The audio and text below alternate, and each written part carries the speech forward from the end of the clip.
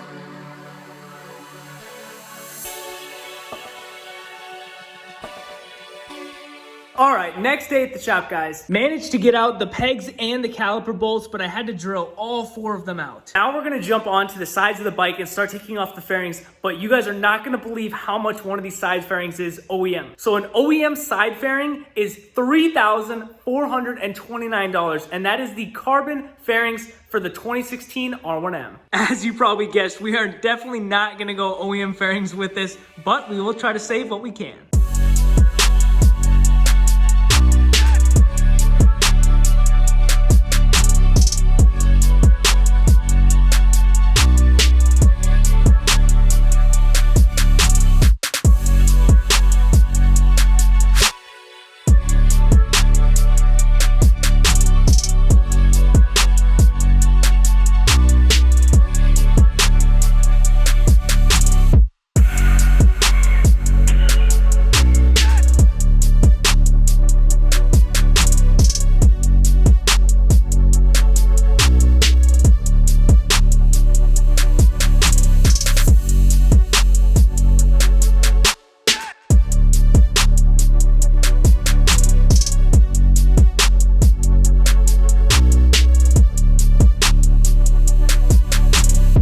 Not another spider bike.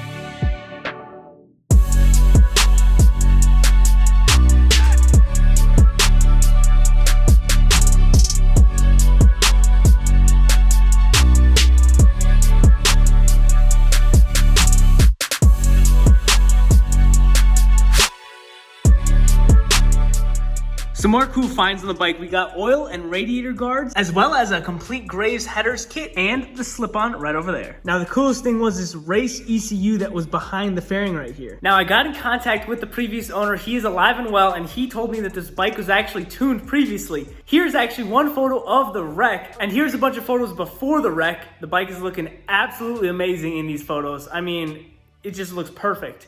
The color scheme looks really good too. And lastly, this is actually his new bike. He got another Yamaha R1. I don't know if it's the M or not, but it has red shark fairings on it. Glad that the previous owner is doing well. Here's actually his YouTube. And on the bike, I actually found these Guardian bells from his son and his wife, and I'm gonna send these back to him. I did check, and the radiator has coolant in it, so that's a good sign. It's getting pretty late here, so we're gonna start on the front end tomorrow.